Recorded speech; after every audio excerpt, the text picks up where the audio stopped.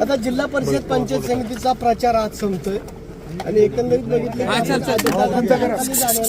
हा सर्व प्रचार फक्त शांत पद्धतीने करण्यात आला, परिपत्रक फक्त वाटण्यात आलं. 28 तारखेला ही दुर्दैवी घटना जेव्हा घडली तेव्हा अजितदादा कार्यकर्त्यांच्या इलेक्शनसाठी घाईघाईली विमानाली निघाले आणि दुर्दैवी ही घटना घडली. म्हणजे हे कार्यकर्त्याचं इलेक्शन आहे. आज प्रचाराचा शेवटचा दिवस, जिल्हा परिषदचा 12 जिल्ह्यांमध्ये या निवडणुका त्या ठिकाणी लागलेल्या आहेत. त्यामुळे मला असं वाटतं की अजितदादा जो विचार पुढे घेऊन जात होते त्या विचाराला पाठिंबा हा नागरिकांनी द्यावा अशी विनंती त्यांना त्या ठिकाणी करतो. आणि राजकीय नेते दादा तर होतेच, अनेक फार मोठं नेतृत्व राजकारणातलं अजितदादा होते.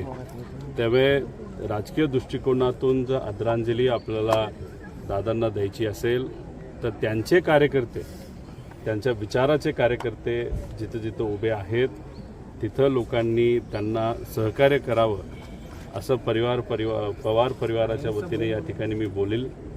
पवार परिवाराला सुद्धा या दुःखद घटनेमुळे आणि या दुःखद टाईममुळे प्रचाराला कुठेच त्या ठिकाणी जाता आलं नाही.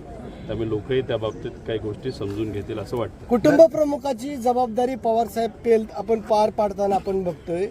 एवढं मोठं दुःख असताना स्वतः पवार साहेबांनी सर्व पवार कुटुंबियांना आपल्या सोबत घेत दुःख कमी करण्याचा प्रयत्न केलेला आहे. आणि आज आपण बघितलं की बैठक झाली आणि अजितदादांच्या स्मारकाची जागेची पाहणी देखील करण्यात आली. पवार साहेबांच्या बाबतीत बोलायचं झालं तर आमच्या परिवारामध्ये पवार साहेब हे नेहमीच केंद्रबिंदू राहिलेले आहेत. राजकीय दृष्टिकोनातून पवार साहेबांचं कार्य मोठं होतं, सामाजिक दृष्टिकोनातून कार्य मोठं होतं आणि परिवाराला जेव्हा केव्हा अडचणी आल्यात तेव्हा पवार साहेब हे भक्कमपणे परिवाराबरोबर राहिलेत. अजितदादा सुद्धा परिवाराबरोबर जेव्हा केव्हा अडचण त्या ठिकाणी आली तेव्हा ते राहिलेले आहेत. आणि आज दादा नसताना पवार साहेबांचं मार्गदर्शन हे जसं पूर्वी आम्हाला मिळत होतं तसं आत्तासुद्धा त्या ठिकाणी ते मिळतंय. आणि पार्थ असेल, जय असेल, काकी असतील, आम्ही सर्वजण असू हे पवार साहेबांच्या मार्गदर्शनाखाली व्यक्तिगत परिवारातले कुठले विषय असतील नाहीतर या ट्रस्टचा विषय असेल तर हे सर्व विषय व्यक्तिगत परिवाराचे आहेत आणि सामाजिक आहेत. याच्यात कुठेही त्या ठिकाणी राजकारण नाही. आणि त्यामुळे पवार साहेबांचं मार्गदर्शन आज आम्हाला जसं लागतंय तसं आम्ही त्या पद्धतीने या ठिकाणी काम करत असताना बघतोय. पार्थ, जय, काकींचं आणि सर्वच लोकांचं, आमच्या सगळ्यात सर्वांचंच मत आहे की एक चांगलं स्मारक हे अजितदादांच्या नावाचं त्या ठिकाणी असावं. आणि त्या दृष्टिकोनातून योग्य जागा कुठली जिथं लोकांना येता येईल, भेटता येईल, बघता येईल, दर्शन घेता येईल. आणि काकांचं काम, अजित काकांचं काम हे 35-40 वर्षाचं राजकारणातलं होतं.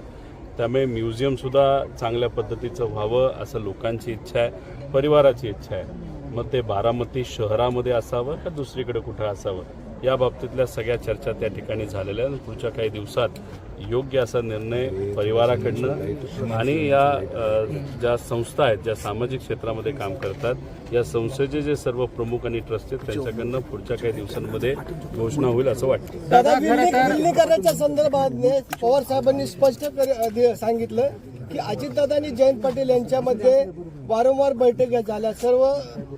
सगळ्या दोघांना नेत्यांना माहीत होतं.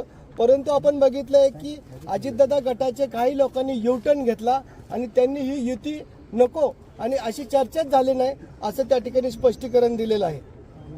खरं तर गेल्या काही दिवसांमध्ये 28 तारखेपासून आजपर्यंत परिवारामध्ये राजकीय कुठलीही चर्चा तिथं झालेली नाही. आणि आम्ही सुद्धा विनंती केलेली आहे की आम्हाला सुद्धा राजकीय एखादी भूमिका घेणं या दुःखद काळामध्ये भावनिक दृष्टिकोनातून थोडंसं अवघड त्या ठिकाणी जात आहे. 9 तारीख उद्या मग स्पष्टपणे या सर्व गोष्टींकडे आपल्याला बोलता येईल. काही शेवटी दादांची इच्छा काय होती, काय गोष्टी घडल्या या कुठेतरी लोकांपर्यंत गेल्या पाहिजे. युती होईल नाहीतर विलिनीकरण होईल नाही होईल याच्यावर मी भाष्य करणं एवढं मोठा नाही.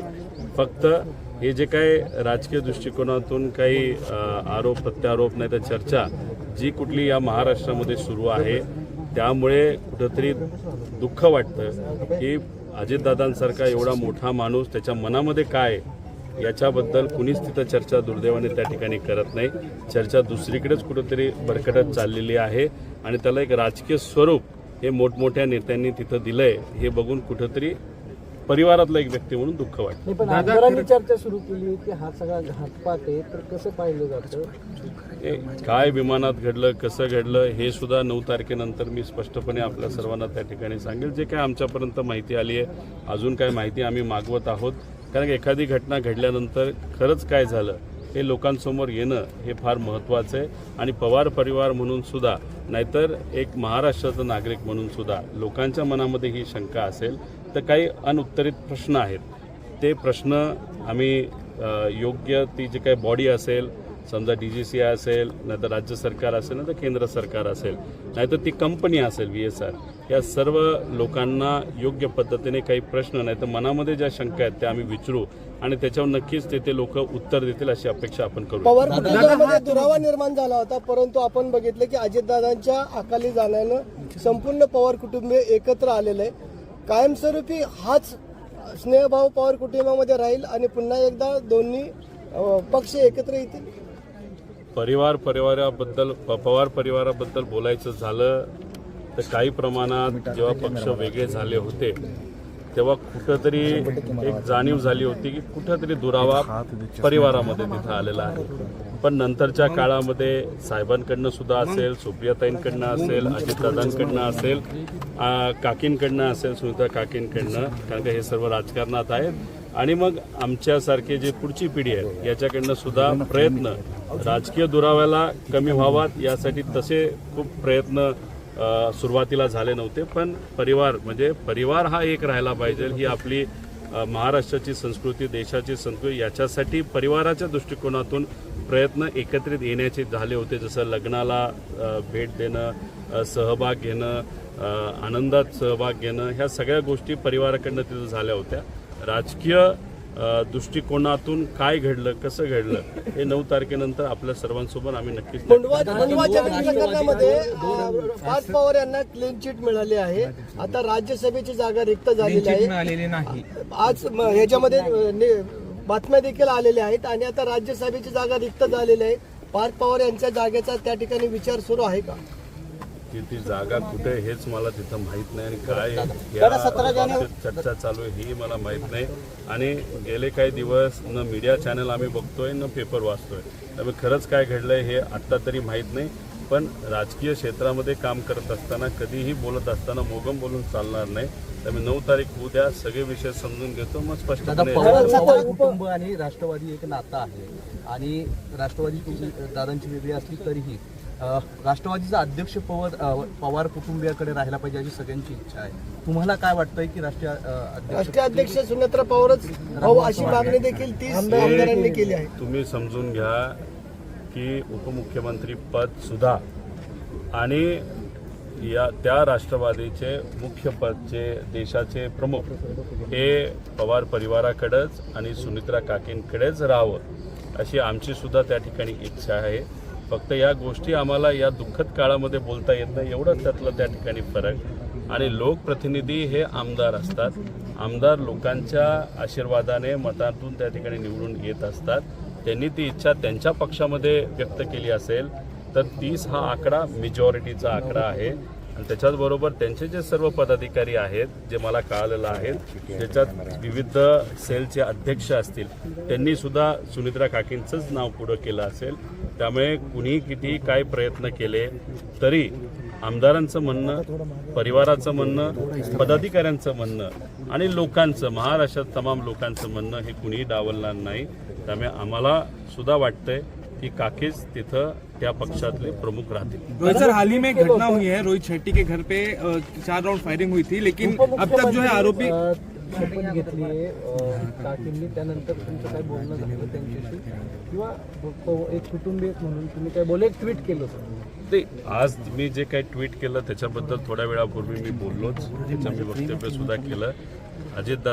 अजितदादा कार्यकर्त्यांच्या प्रचारासाठी विमानाने येत असताना दुर्दैवी ही घटना घडली. अजितदादांसाठी कार्यकर्ते फार महत्त्वाचे होते. तुम्ही बघितलं असेल पिंपरी चिंचवडमध्ये सुद्धा त्यांनी फार मनापासून कार्यकर्त्यांसाठी प्रचार केला होता. आज जिल्हा परिषदचा प्रचाराचा शेवटचा दिवस आहे. त्यामुळे दादा ज्यांच्यासाठी झटत होते, ज्या विचारासाठी झटत होते, त्या विचाराला पाठिंबा मतदार बंधू आणि भगिनींनी द्यावा अशी इच्छा या ठिकाणी मी व्यक्त करतो आणि त्याची श्रद्धांजली म्हणजे अजितदादा एक फार मोठे राजकीय नेते असल्यामुळे राजकीय दृष्टिकोनातून बोलायचं झालं आणि राजकीय दृष्टिकोनातून आदरांजली श्रद्धांजली द्यायचं झालं तर हीच ती वेळ असं या ठिकाणी मी सांगतो. दादा खरं तर विलिनीकरणाचं स्टेटस काय आता सध्या परिस्थितीत? या बाबतीत कुठंच काही चर्चा झालेली नाही आणि शेवटी परिवार म्हणून चर्चा होणं पण तितकंच महत्त्वाचं आहे. राजकीय दृष्टिकोनातून त्यांच्या पक्षामध्ये जे प्रमुख आहेत ते प्रमुख त्यांच्या लेवलला त्यांचे जे कुठले प्रयत्न असतील ते तिथं करत असतील नसतील हे मला तरी सांगता येणार नाही. पण मला असं वाटतं की एकदा 9 तारीख होऊ द्या, मग परिवारामध्ये सुद्धा आम्ही एकदा चर्चा करून बघू. दादा खरं तर चर्चा झालेली नाही. दादा खरं तर पुढच्या समोरच्या पक्षातल्या नेत्यांच्या बोलण्यावरून तरी वाटत नाही की विलिनीकरणाचा मुद्दा ते बोलतात, कारण प्रत्येक जण त्याला बगल देतोय.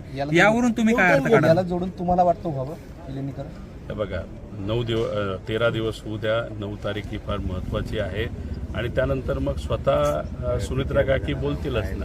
काय शेवटी सुनित्रा काकी या उपमुख्यमंत्री झालेल्या आहेत अजितदादांच्या जागेवर आणि त्या काळची ती वेळ असल्यामुळे त्यांना सर्व आमदारांनी सर्व लोकांनी आम्ही सुद्धा तिथं पाठिंबा दिलेला आहे.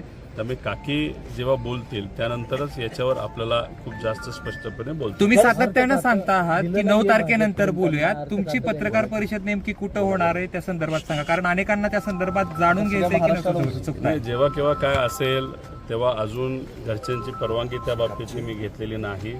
मी नेहमी तुम्ही बघितलेलं आहे फार स्पष्टपणे तिथं बोलतो, जे वाटतं ते बोलतो आणि तेच बोलण्यासाठी माझी सुद्धा इच्छा आहे.